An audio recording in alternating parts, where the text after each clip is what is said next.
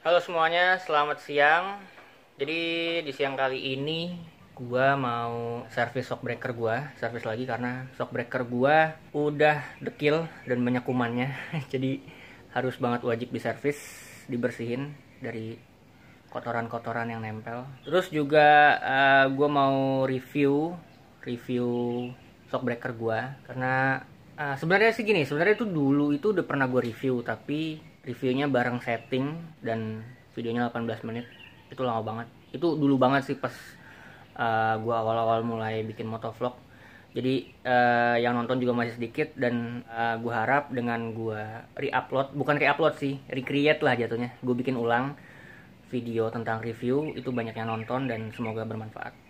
Jadi pertama-tama yang pengen gue lakuin adalah gue servis dulu, baru nanti gue mau bahas lebih dalam tentang shockbreaker gue. Jadi tonton terus videonya dan jangan lupa untuk tidak di skip karena ini penting. Nah, ini ada shockbreakernya. Shockbreakernya gue pakai Gazi yang klik tapi yang non tabung. Seperti biasa kalau copot shockbreaker dari Satria FU tuh harus copot body dan nah udah ini kelihatannya begitu telanjang. Untuk servis yang lebih lengkapnya nanti gue sertakan link di sini nih. Kalau yang ini sih sebenarnya gue udah cuman copot-copot aja dan juga langsung mau gue cuci. Jadi di video kali ini hanya untuk bener-bener reviewnya aja. Nanti gue bahas lebih dalam tentang si shockbreaker Gazi ini. Oke, gue pengen cuci dulu. Nanti gue pengen masukin ke kamar, jadi harus bersih shockbreakernya semuanya. Oke, jadi shockbreakernya udah gue selesai servis dan juga udah wangi banget karena gue pakai sabun colek tadi kebanyakan makanya kayak harum banget cuy, parah. Jadi gue mau mulai reviewnya, tapi sebelum review gue mau cerita sedikit tentang shockbreaker Gazi ini yang gue pakai. Shockbreaker Gazi ini waktu itu gue beli sekitar harganya 1.250.000. Ya gue masih ingat banget harganya karena ini adalah kado ulang tahun gue yang dikasih sama emak gue. Jadi ini shockbreaker sebenarnya berkesan banget sih. Hadiah ulang tahun cuy, ya kan. Terus gue udah pakai shockbreaker ini selama kurang lebih 5 tahunan dan pernah jebol sekali, pernah rusak itu di tahun ketiga. Setelah pakai 3 tahun baru jebol, yang dimana menurut gue shock yang untuk balap ya, shock racing kalau dipakai lebih dari 2 tahun bahkan sampai 3 tahun tuh menurut gue awet cuy. Di tahun ketiga itu gue servis di daerah Pondok Cabe, nama tempat bengkelnya itu Joko Shock Jaya. Nah gue servis dan akhirnya benar kembali jadi seperti semula sampai sekarang 2 tahun, udah jalan 2 tahun, alhamdulillah belum kenapa-napa ini shockbreaker. Shockbreaker Gazi ini tuh non tabung. Terus dia juga punya rebound adjuster yang dimana sampai 24 klik dari yang soft sampai yang hard. Kalau misalkan kita yang setting empuk itu bener-bener kayak shock standarnya Satria FU. Bahkan menurut gue jauh lebih empuk sih pakai ini kalau di settingnya yang soft ya. Terus kalau yang middle pertengahan itu ya cocok-cocokan antara berat badan lu sama si shockbreakernya. Terus kalau misalkan di setting hard ya untuk keperluan sirkuit. Terus juga springnya bisa kita atur kekerasan si pernya lewat sini. Tapi ya karena dia nggak tabung, jadi kita nggak bisa setel compressionnya. Perbedaannya sama yang tabung itu di harga udah pasti, sama di tingginya. Nah kalau harga itu perbedaannya yang tabung 1.500.000 waktu itu gue tanya, sedangkan yang ini 1.250.000. Untuk tinggi yang shock tabung itu tingginya sama kayak shock standar Suzuki Satria FU cuy. Nah kalau yang ini lebih pendek sedikit gitu karena ini basicnya adalah shockbreaker drag. Buat motor drag banyak banget pakai Gazi. Apa sih kok gue memilih shockbreaker ini? Jadi shockbreaker ini itu gue direkomendasiin oleh pengguna motor dari Satria FU. Gue baca blognya siapa itu gue lupa deh waktu itu. Pokoknya gue itu pernah baca di Google rekomendasi shockbreaker yang bagus di Satria FU. Salah satunya ada KTC, Moto One, Ride It gitu-gitu. Nah gue pilih Gazi waktu itu karena Gazi yang menurut gue modelnya bagus dan juga sebenarnya harga shockbreaker ini masih terjangkau sih menurut gue ya. Sebenarnya sih harga itu relatif Tapi dengan performance yang gue rasain selama kurang lebih 5 tahun ya, ini shockbreaker emang mantep sih performance-nya.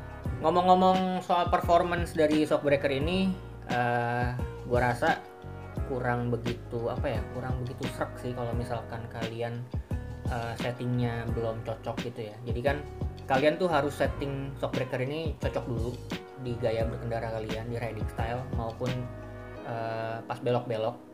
Jadi cari dulu settingan yang tepat baru bicara performance. Nah, berhubung ini shockbreaker settingannya gue udah dapat dan gue catat juga ada 2 settingan sih kebetulan ini shockbreaker. Ya gue bisa bilang ini performance-nya untuk Gazzy yang non tabung bagus sih. Walaupun performance-nya bagus, tapi tetap ada kekurangannya. Untuk travel shockbreaker ini cukup cukup dalam. Jadi kalau misalkan berat si pengendara lebih dari 55 kilo, itu naik motor Satria FU ini tuh pasti bakalan turun banget cuy.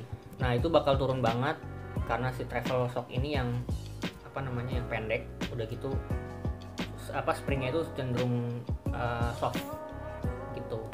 Jadi gue nggak merekomendasikan kalau misalkan berat badan kalian di atas 55 kg pakai shock inian.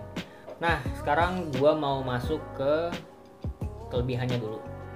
Kelebihan dari shockbreaker ini adalah harganya cuy. Harganya menurut gue masih relatif lebih murah ketimbang pesaing-pesaingnya. Walaupun nggak murah-murah banget sih sebenarnya. Tapi dengan adanya klik ini itu ya 1.250.000 itu menurut gue worth it sih untuk dibeli. Terus dari penampilannya gue sangat suka kombinasi warnanya, yaitu warnanya ada hitam, terus ada gold di sini. Warna-warna yang lain sebenarnya juga nggak kalah keren sih. Gazzy itu ngeluarin 5 warna deh kalau nggak salah. Seingat gue tuh ada hitam, ada hijau Tosca, terus ada kuning, merah, sama orange. Nah menurut gue yang paling keren banget itu warnanya ada hijau Tosca. Tapi sayang banget kalau misalkan gue pasangin di Satria FU itu agak kurang cocok. Maksudnya di warna hitam ya. Di motor Satria FU warnanya hitam itu kurang cocok kalau misalkan dipasangin warnanya hijau Tosca. Itu menurut gue warna yang paling keren sih, yang Gazzy yang hijau Tosca itu. Terus alasan gue milih warna hitam juga lebih netral sih sebenarnya, karena motor gue yang warna hitam, shockbreakernya hitam, cuman di sini ada aksen goldnya, jadi kayak kelihatan keren gitu loh, nyambung sama si blok mesin itu cuy. Terus kelebihan selanjutnya adalah sebenarnya ini shockbreaker gampang disetting sih, gampang banget disetting. Kalau kalian ngerti pasti gampang banget nyetingnya, untuk keperluan sirkuit maupun untuk keperluan harian.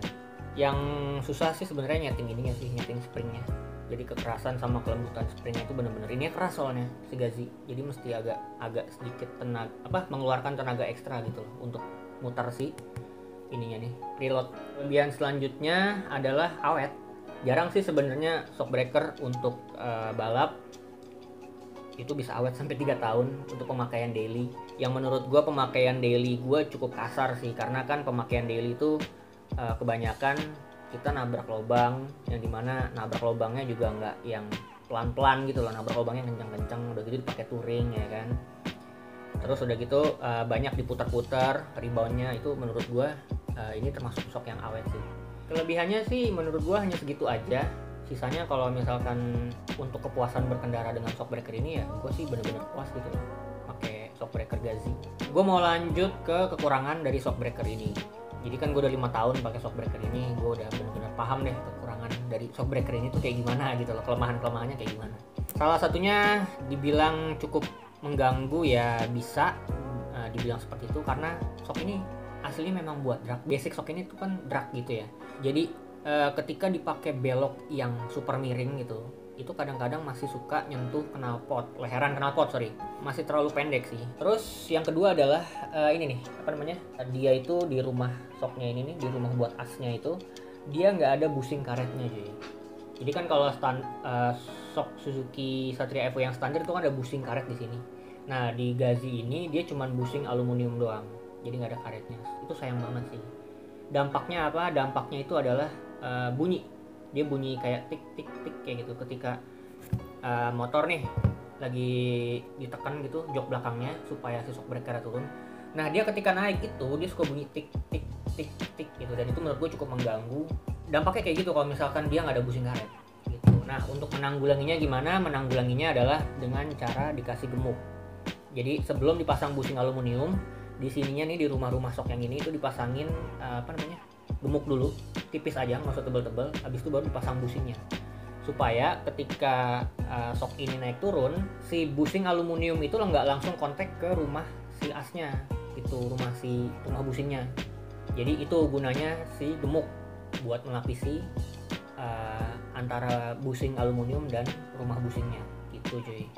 Itu sih kelemahannya sih, dua kelemahan yang menurut gua penting banget buat jadi catatan. Gua ada sedikit saran sih kalau misalkan kalian mau ganti shockbreaker aftermarket gitu, modelan kayak Gazi, KTC, Ride It atau RCB. Sebelum kalian membeli shockbreaker model aftermarket gini, pastiin kalian udah ngerti cara settingnya. Soalnya kalau kalian nggak ngerti cara setting shockbreaker aftermarket, ya performance-nya pasti bakal kalian bilang itu kurang aja gitu. Maksudnya gua nggak puas nih pakai shockbreaker aftermarket, settingannya nggak dapet atau gimana. Kalian bakal nilai performance-nya nggak bagus. Cuma kalau kalian tahu cara setting yang baik dan benar tentang shockbreaker, ya pasti bilangnya bagus gitu loh. Karena itu sesuai settingan gaya berkendara dan bobot dari rider masing-masing gitu loh.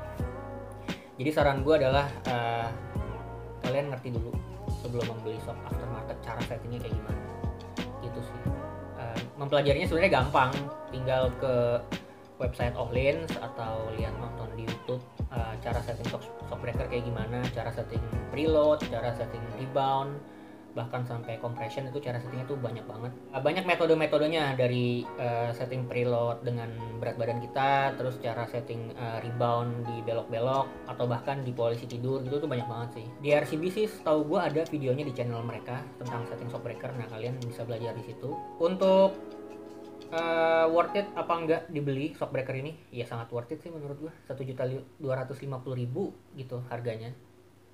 Tapi itu dulu ya harganya, gue nggak tahu kalau sekarang harganya berapa, mungkin udah naik 1.300.000 kali. Dan bagus performance-nya.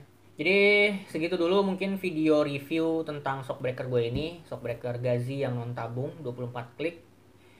Makasih banyak yang udah nonton, semoga videonya bermanfaat. Jangan lupa like, comment, share, dan subscribe video gue.